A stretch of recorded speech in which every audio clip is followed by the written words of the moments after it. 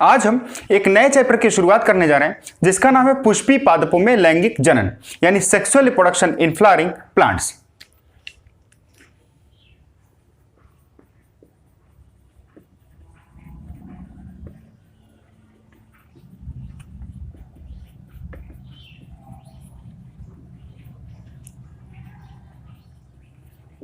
Sexual reproduction in flowering plants. बच्चों, flowering plants का मतलब होता है एंजियोस्पर्मिक प्लांट यानी आवृत बीजी पौधे। तो सबसे पहले बात कर लेते हैं पुष्प क्या चीज है।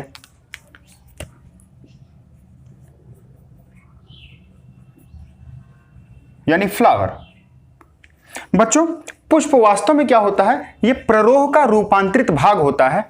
प्ररोह का मतलब शूट। हम जानते हैं बच्चों क्या होता है कि प्लांट के दो पार्ट्स होते हैं, एक वो पार्ट जो जमीन के नीचे होते हैं, यस, इनको क्या कहा जाता है, रूट या रूट सिस्टम, और वो पार्ट्स जो जमीन के ऊपर होते हैं जिसमें लीफ, फ्लावर, फ्रूट्स, स्टेम, ये चीजें आ जाती हैं, इनको कहा जाता है शूट, यानी इसी को प्ररोह भी कहा जाता है। तो वास्तव में पुष्प क्या है, इसी प्ररोह का यानी शूट का रूपांतरित भाग कहलाता है, यानी मॉडिफाइड शूट। और इसमें क्या होता है, इसमें पौधे के जनन भाग मौजूद होते हैं। ठीक है, तो वास्तव में क्या है पुष्प।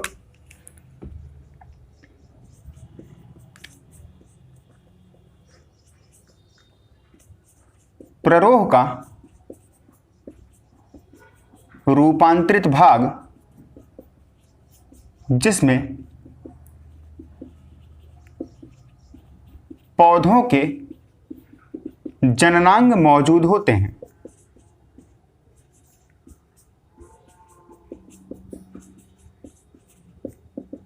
इसी को पुष्प के नाम से जाना जाता है। तो बच्चों, शूट कैसे बदलकर पुष्प बना उसकी हम बात कर लेते हैं। मान लेते हैं यहां पर एक हमने शूट लिया है यानी तना लिया है, समझ लीजिए। और बच्चों, हम जानते हैं तने का एक खास विशेषता क्या होती है कि इसमें नोड और इंटर नोड होते हैं। तो यहां पर मान लेते हैं ये एक नोड यहां, एक नोड यहां, नोड यहां, इस तरह से नोड यहां पर। ठीक है, तो क्या होगा, हर नोड पर क्या होते हैं, बड्स मौजूद होते हैं और जो अलग अलग प्रकार की संरचनाओं को बनाते हैं। ठीक है, इस नोड पर उपस्थित जो बड हैं ये एक पुष्प के मादा भाग में बदल गए जिसको हम लोग गाइनोसियम के नाम से जानते हैं, आगे हम डिस्कस करेंगे। इस नोड पर उपस्थित जो बड हैं वो बदल गए पुंकेसर में, जो पुष्प के नर भाग कहलाते हैं, यस, इस तरह से। और इस पर उपस्थित जो बड थे ये बदल गए पेटल्स में यानी पंखुड़ियों में, और इस पर जो उपस्थित बड थे वो बदल गए सेपल्स में यानी जो फ्लावर में नीचे ग्रीन पोर्शन आपको दिखता है इसमें बदल गए। ठीक है ना। तो इस तरह से अब क्या हुआ कि ये जो कह सकते हो शूट था अब ये कंडेंस हो गया। कंडेंस का मतलब क्या हुआ, ये दब गया, और जैसे दबेगा तो आपको पता होगा दबाने पर क्या होगा कि जो नोड होंगे सारे नोड एक दूसरे के पास पास यानी काफी क्लोज आ जाएंगे। तो क्लोज आएंगे और क्लोज होने के बाद क्या होगा, किस तरह से स्ट्रक्चर बनेगा वो देखते हैं। तो मान लेते हैं जब मैंने इसको प्रेस किया, दबाया, स्क्वीज किया तो कुछ इस तरह से बना। ये देखिए ये एकदम पूरा दब गया। ऊपर वाला नोड देखो यहां आ गया, इसके बाद वाला नोड ये है, इसके बाद वाला नोड ये, इसके बाद वाला नोड ये सारे नोड हैं।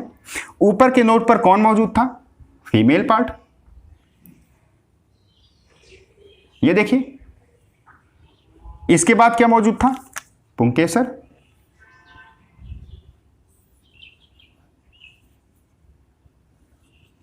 इसके बाद पेटल्स मौजूद थे, और इसके बाद कौन मौजूद था, सेपल्स।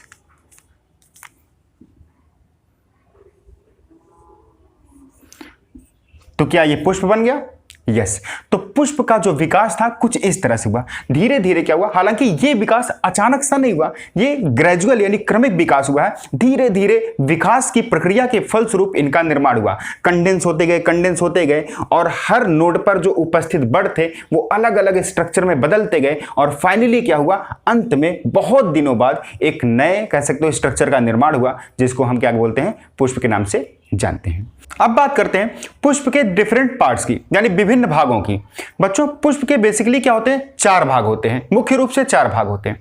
और जितने भी पार्ट्स होते हैं 4 के चारों भाग, वो क्या होते हैं, ये एक साइकिल के रूप में अरेंज्ड होते हैं, यानी चक्रीय व्यवस्थित होते हैं। मतलब क्या होता है, इसको हम वर्ल कहते हैं, यानी चक्रीय व्यवस्था क्रम को वर्ल के नाम से जाना जाता है। तो देख लेते हैं चारों पार्ट्स कौन कौन है। सबसे पहला पार्ट होता है बच्चों जिसको हम लोग बोलते हैं कैलिक्स। कैलिक्स बाह्यदल पुंज के नाम से जानते हैं हिंदी में। आप देखेंगे सबसे पहला पार्ट ये देखिए, जो मैंने ब्लू कलर का बनाया हुआ है, ये है पुष्प का पहला भाग। आप देखोगे बहुत से फ्लावर्स, उसके नीचे ग्रीन ग्रीन कलर की कुछ पत्तियां होंगी छोटी छोटी, जो चारों तरफ क्या होती है, व्यवस्थित होती हैं। वास्तव में क्या कहा जाता है, उसी को कैलिक्स कहा जाता है। हम सबको एक साथ बच्चों कैलिक्स बोलते हैं, और इसकी एक यूनिट जो होती है, यानी एक सिंगल कैलिक्स, एक सिंगल को हम तोड़ेंगे तो इसको कहेंगे सेपल। तो इसकी जो यूनिट होती है बच्चों क्या होती है, यूनिट इज सेपल। सेपल तो मतलब मैंने ये क्या बनाया, दिस इज सेपल। सेपल बच्चों, सेपल क्या है, सेपल वास्तव में प्रोटेक्टिव नेचर का होता है। मतलब जब पुष्प बड के रूप में होता है, यानी अपनी शुरुआती अवस्था में होता है, उस समय क्या करता है, इसकी प्रोटेक्शन करता है। क्लियर होगी बातें। अब बात करते हैं पुष्प के दूसरे भाग की। बच्चों दूसरे भाग को कहते हैं कोरोला। कोरोला, आप ये जो ब्राइट कलर यानी रेड कलर का स्ट्रक्चर देख रहे हैं यहां पर, वास्तव में यही है कोरोला। ये भी चक्रीय रूप में होता है, दूसरा चक्र कहलाता है। ये भी क्या होता है, एक साइक्लिक मैनर में अरेंज होता है, और इसकी जो यूनिट होती है, यानी एक यूनिट, इसको बोलते हैं पेटल। तो इसकी यूनिट क्या होती है, पेटल। कोरोला की हिंदी होती है दलपुंज, और पेटल की हिंदी होती है पंखुड़ी यानी दल। बच्चों क्या होता है कि जो कोरोला होता है, इसका काम क्या होता है, ये परागण के लिए यानी पॉलिनेशन के लिए इंसेक्ट को आकर्षित करता है। इसीलिए क्या होता है, ये ब्राइट कलर होता है, कलरफुल होता है, और इसमें कभी कभी क्या होती है कि सुगंधित वाली ग्रंथियां पाई जाती हैं। ठीक है, अब बात करते हैं पुष्प के तीसरे भाग की, जिसका नाम है एंड्रोसियम। एंड्रोसियम बच्चों, आप ये जो देख रहे हैं फिलामेंट लाइक स्ट्रक्चर्स, ये पूरा इसको बोलते हैं एंड्रोसियम। ये भी क्या होगा, एक चक्र के रूप में अरेंज होगा, पूरा गुच्छा जो होगा एंड्रोसियम कहेंगे। अगर एक यूनिट इसकी हम ले, यानी एक सिंगल को हम तोड़े, यूनिट, इसको बोलते हैं स्टेमेन। बच्चों स्टेमेन जो होता है, ये फ्लावर का मेल पार्ट होता है। This is male part of flower, यानी नर भाग होता है। और स्टेमेन के टोटल 2 भाग होते हैं, हम बाद में इसकी डिटेल डिस्कस करेंगे। एक भाग आप देख रहे होंगे जो फूला हुआ भाग है, इसको बोलते हैं anther. This is called anther, जिसको हिंदी में परागकोश बोलते हैं। और ये आप जो दंडी नुमा संरचना देख रहे हैं बच्चों, इसको बोलते हैं फिलामेंट। फिलामेंट या इसको पुतंतु हिंदी में बोला जाता है। ये दोनों मिलकर क्या कहलाएंगे, स्टेमेन। क्लियर, ध्यान दीजिए बच्चों, स्टेमेन या तो थैलमस से जुड़ा हो सकता है, या तो पेटल से जुड़ा हो सकता है। ये जो पोर्शन आप देख रहे हैं, इस पोर्शन को बोलते हैं बच्चों थैलमस। थैलमस या इसको रिसेप्टिकल भी बोलते हैं। दिस इज ऑल्सो कॉल्ड रिसेप्टिकल, और इसको बोलते हैं पेडिसेल। पेडिसेल, पुष्प की जो डंडी होती है उसको पेडिसेल के नाम से जानते हैं। ठीक है, तो ध्यान दीजिए, मैंने क्या बताया कि जो स्टेमेन होगा, या तो क्या होगा थैलमस से जुड़ा होगा, या स्टेमेन क्या होगा, ये पेटल से जुड़ा हो सकता है। ठीक है, जैसे हम एग्जांपल की बात कर ले, कनेर, जो पीली कनेर होती है जिसको बोलते हैं थीवेसिया पायरोवियाना, उसमें क्या होता है, स्टेमेन पेटल से जुड़ा होता है। और जब स्टेमेन पेटल से जुड़ा होगा तब उस कंडीशन को एपी पेटलस के नाम से जानते हैं। आइए आगे बात करते हैं, ये मेल पार्ट होता है। अब चौथा पार्ट हम डिस्कस करते हैं। ध्यान दीजिए बच्चों, स्टेमेन की डिटेल स्ट्रक्चर हम आगे डिस्कस करेंगे। एंथर क्या चीज है, फिलामेंट क्या चीज है, एंथर में और कौन से स्ट्रक्चर पाए जाते हैं। हम बात करते हैं चौथा मेन पार्ट, जो है गाइनोसियम। गाइनोसियम बच्चों, गाइनोसियम जो होता है ये फीमेल पार्ट होता है। ये जो आप देख रहे हैं स्ट्रक्चर बीच में, ये होता है गाइनोसियम। ये चौथा वर्ल होता है। इसकी जो यूनिट होती है, इसके यूनिट को हम पिस्टिल या कार्पेल के नाम से जानते हैं। पिस्टिल और कार्पेल के नाम से इसकी यूनिट को जानते हैं, जिसको हिंदी में स्त्री केसर कहा जाता है। ठीक है, ध्यान दीजिए, ये क्या है? फीमेल पार्ट है, फीमेल पार्ट। तो गाइनोसियम के बच्चों बेसिकली क्या होते हैं? मुख्य रूप से 3 पार्ट होते हैं। एक पार्ट आप ये टिप देख रहे हो, इस टिप को बोलते हैं स्टिग्मा। स्टिग्मा स्टिग्मा एक ऐसा कह सकते हो पार्ट है गाइनोसियम का, सॉरी पिस्टिल का, जिस पर क्या होता है? पॉलन ग्रेन आकर गिरता है। इसीलिए स्टिग्मा को landing site of pollen grain के नाम से जाना जाता है। ये थोड़ा सा फूला हुआ या फ्लैट चिपटा हुआ स्ट्रक्चर होता है।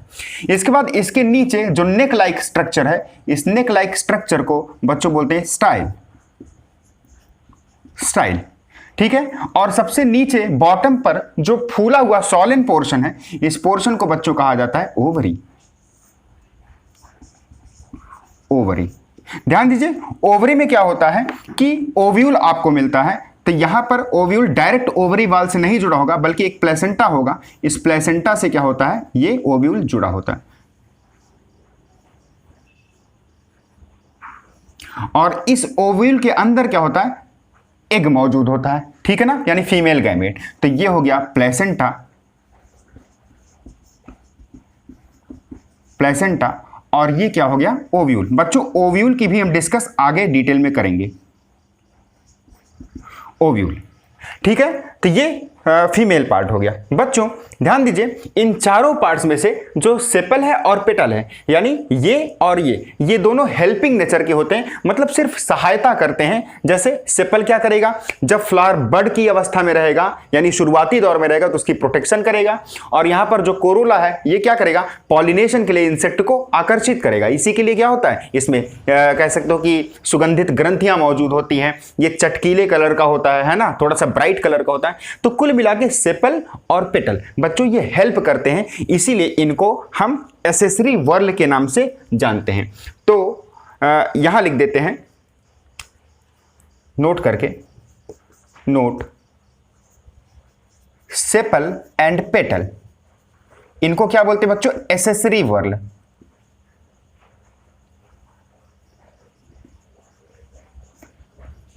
एसेसरी वर्ल कहते हैं। जबकि स्टेमन एंड पिस्टिल, इसको क्या कहा जाता है? Necessary whorl. नेसेसरी वर्ल, क्योंकि ये आवश्यक भाग हैं, क्योंकि लैंगिक जनन करना है और लैंगिक जनन में मेल और फीमेल पार्ट दोनों का होना आवश्यक है। इसीलिए इसको क्या कहा जाता है? नेसेसरी वर्ल, यानी सेपल और पेटल हो जाएगा सहायक चक्र, और ये क्या हो जाएगा? आवश्यक चक्र।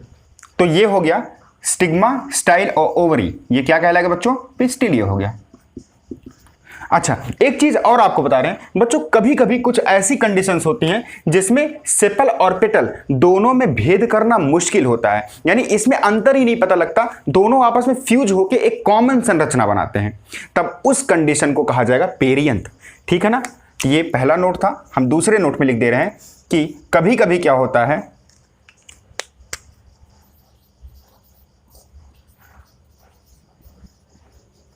सेपल और पेटल आपस में फ्यूज होते हैं। फ्यूज का मतलब होता है बच्चों जुड़े हुए होते हैं, यानी जुड़कर एक कॉमन संरचना बनाते हैं, आपस में फ्यूज्ड होते हैं। और इन दोनों में अंतर करना मुश्किल हो जाता है। तब इस दशा को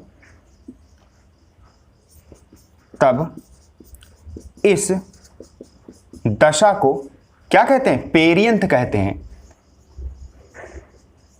पेरियंथ कहते हैं। और जिसकी यूनिट होती है बच्चों, इसकी यूनिट टेपल कहलाती है। ये ज्यादातर क्या होते हैं? ये मोनोकॉटिलिडनस प्लांट में पाए जाते हैं। मोनोकॉटिलिडनस में मुख्यतः लिलियॉइड जो मोनोकॉटिलिडनस होते हैं उसमें पाए जाते हैं। जैसे ट्यूलिप की बात कर लें, एग्जाम्पल ट्यूलिप।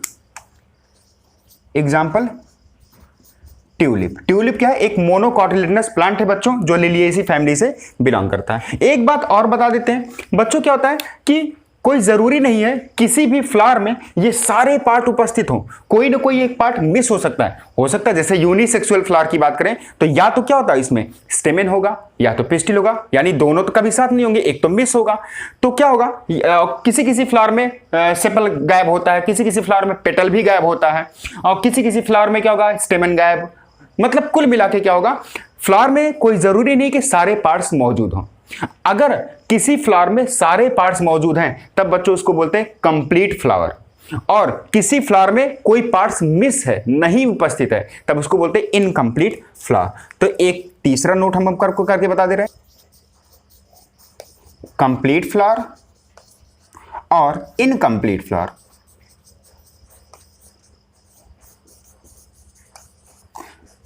बच्चों कंप्लीट फ्लावर में क्या होगा, सारे पार्ट्स मौजूद होंगे, यानी ऑल फोर पार्ट्स प्रेजेंट। जबकि इनकम्प्लीट फ्लावर में क्या होगा कि एक या कई पार्ट्स मिस हो सकते हैं, वन और मोर पार्ट्स मिसिंग। तो इस तरह से बच्चों आज हमने फ्लावर और इसके डिफरेंट पार्ट को देखा। हम नेक्स्ट लेक्चर में स्टेमेन और एंथर इसकी डिटेल डिस्कस करेंगे।